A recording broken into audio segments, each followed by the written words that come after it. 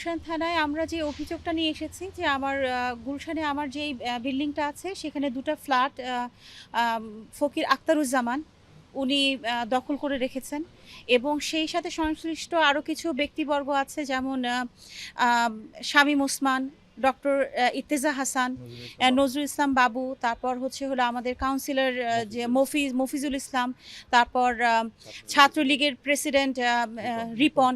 এরকম এদের দ্বারা আমি যে এত বছর নির্যাতনের শিকার হয়েছি এবং আমাদের বারবার আমাকে, আমার পরিবারকে, আমার ছেলেকে, আমার স্বামীকে যে বারবার জীবন নাশের হুমকি দিয়েছে। তো এই বিষয়গুলো নিয়ে আজকে একটা প্রেস কনফারেন্স হয়েছে। আজকে আপনারা গণমাধ্যম সবাই ভাইরা ছিলেন, আপনাদেরকে ধন্যবাদ। এবং আমরা সেই সুবাদে এখন এখানে থানায় এসেছি। আমাদের ওসি সাহেবের সাথে কথা হয়েছে এবং ওসি সাহেব পুরো বিষয়টা শুনেছেন এবং মামলাটা এখনও উনি নেননি, মামলাটা প্রক্রিয়াধীন অবস্থায় আছে। কারণ এখানে যেহেতু অনেক কয়েকজন স্বৈরাচারী শেখ হাসিনার যেই সব রাইট হ্যান্ড ছিলেন তাদের বড় বড় নামগুলো, রাঘব বোয়ালদের নামগুলো জড়িত, তো তারা বিষয়গুলো হয়তো বা আরেকটু তদন্ত সাপেক্ষে এই জিনিসটা যাচাই বাছাই করছেন এবং আমরা সব কিছুরই প্রুফ নিয়ে এসেছি, আমাদের কাছে যা যা প্রুফ আছে। এবং আখতারুজ্জামান এখনও আমার দুইটা ফ্লোর দখল করে বসে আছে, তাদের লোকজন এখনও ওখানে, তার গুন্ডা বাহিনী, এবং আমাদের বাসায় তারা হামলাও করেছে। এবং একটা সময় এমন হয়েছে যে আমি 3 থেকে 4 মাস আমি বাসার বাইরে ছিলাম আমার স্বামী সন্তানকে নিয়ে, এবং বারবার প্রাণনাশের হুমকি দিয়েছে এবং বারবার আমাকে বলা হয়েছে যে শামীম ওসমান বলেছে, তারপর নজরুল ইসলাম বাবু উনি বারবার ফোনে আমাদেরকে হুমকি দিয়েছে যে আমি যেন আমার পুরো বাড়িটাই যেন আখতারুজ্জামানের নামে লিখে দেই এবং বিদেশ চলে যাই। তা আমি আমার দেশ ছেড়ে কেন যাব? আমি আমার দেশ ছেড়ে কেন, কী জন্য যাব?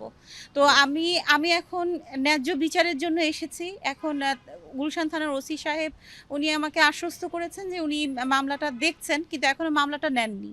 মানে প্রক্রিয়াধীনভাবে আছে, মানে এখন আমরা ইনফরমেশনগুলো দিচ্ছি, ওনারা টাইপ করছে এবং প্রক্রিয়াধীনভাবে আছে, মানে কার্যক্রমটা চলছে। মানে এমন না যে আমরা একদমই এখানে এসে হতাশ বা নিরাশ, বিষয়টা এমন না। তো আমাদের ওসি সাহেব আমাদেরকে বলেছে যে এটা মামলাটা আশ্বস্ত করেছেন। 2021-এ যখন আমি সোহেল আরমানকে বিয়ে করি তখন থেকেই আমার উপরে এই প্রেশারগুলো আরও বেশি প্রকট আকার ধারণ করে, কিন্তু তার আগেই আমার দুটো ফ্লোর দখল করে নিয়েছে ফকির আখতারুজ্জামান। কিন্তু যখন 2021-এ যখন আমি ওর সাথে বিবাহ বন্ধনে আবদ্ধ হই, তারপর থেকে এই এই ওদের এই ধরনের নির্যাতনের যে প্রেশারটা, এই যে আখতারুজ্জামান বলেন, শামীম ওসমান বলেন, ডক্টর ইর্তেজা হাসান বলেন, এদের এই প্রেশারগুলোর আরও বেশি প্রকট আকার ধারণ করে যে আমার কাছ থেকে যেভাবেই হোক এখন বাড়িটা ছিনিয়ে নিবে। হ্যাঁ, মানে আমি এখন খুব দুর্বল হয়ে পড়েছি। তো মানে এরকম একটা তাদের বিষয়। এবং আমি একটা সময় ছিল যে আমি 3 মাস আমরা বাসায় ছিলাম না, 3 মাস বাসায় ছিলাম। এখনও যে রেগুলার বাসায় থাকি তাও কিন্তু না, কারণ এখন থাকতে পারছি। এই 5ই আগস্টের পর থেকে এখন আল্লাহর রহমতে থাকতে পারছি, কিন্তু তার আগে থেকে আমরা বাসায় একটু থাকতাম এইভাবে যে হয়তো বা দিনের বেলায় থাকছি, রাতে থাকছি না, কারণ নিরাপত্তার একটা অভাব। কারণ তারা 2টা ফ্লোরে তাদের লোকজন থাকে, অনেক ছেলেপেলেরা আসা যাওয়া করতো, রাত 2টা-3টার সময় গাড়ি আসতো, গাড়ির দরজা খুলতে দেরি হলে মেয়ে মানে গেটের দারোয়ানদের বকাবাজি, মারামারি, অনেক কিছু, ম্যানেজারকে হুমকি। আমার ম্যানেজার তো প্রতিদিনই চাকরি ছেড়ে চলে যায় যে ম্যাডাম এ কলার টেনে ধরে মারে, এইটা করে সেটা করে, ওদের পার্সেল আসে, এই আসে সেই আসে, নানান ধরনের সমস্যা। তা আমরা নিজেরাও বাসায় রেগুলার থাকতাম না, এখন থাকছি। 5ই আগস্টের পর থেকে আলহামদুলিল্লাহ এখন বাসাতেই থাকছি।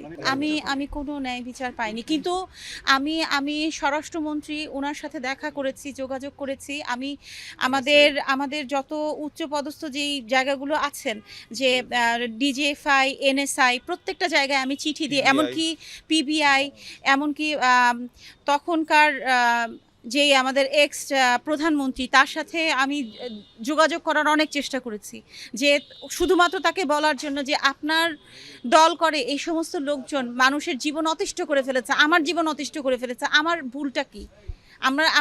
আমরা কি ছোটোখাটো একটা বাড়ি করে বা এইভাবে করে আমরা কি থাকতে পারবো না? শুধু তারাই থাকবে? কিন্তু আমি কোথা থেকে কোনো রকমের কোনো সহযোগিতা পাইনি এই কয়টা বছর। আমি মানে বলতে গেলে আমি 4 দেওয়ালের মধ্যে। পুরো বিষয়টার মধ্যে বেশ কয়েকজনই জড়িত, এবং যারা একদম প্রত্যক্ষ পরোক্ষভাবে জড়িত ছিল তাদের নামই এখানে উল্লেখ করা হচ্ছে। আগে ফকির আখতারুজ্জামান, হ্যাঁ এখানে আছে আপনার নজরুল ইসলাম বাবু, এখানে আছে শামীম ওসমান, এখানে আছে ডক্টর কাজী ইরতেজা হাসান, এখানে কাউন্সিলর কাউন্সিলর মফিজুল ইসলাম, এখানে আছে ছাত্রলীগ তিতুমিরের প্রেসিডেন্ট যে রিপন। এরা প্রত্যক্ষভাবে একদম একদম সরাসরি আমাদের হামলা করেছে আমাদের উপরে। আমি আমি একবার এটা নিয়ে আমি একবার জিডি করেছিলাম, কিন্তু জিডির কোনো তদন্ত হয়নি। জিডি করেছি, আমরা বিভিন্ন সংস্থার কাছে গিয়েছি, কিন্তু কেউ তো বিভিন্ন পাত্তা সংস্থার দেয়নি। কাছে যেহেতু গিয়েছি সে আমি। শেখ হাসিনার আস্থাভাজন এবং কি তারা আওয়ামী লীগের মানে সরকারের তারা ঊর্ধ্বতন কর্মকর্তা, কেউ এমপি আছেন, কেউ মন্ত্রী আছেন, কেউ আছে বড় বড় পদে আছেন, তাদের বিচার কে করবে?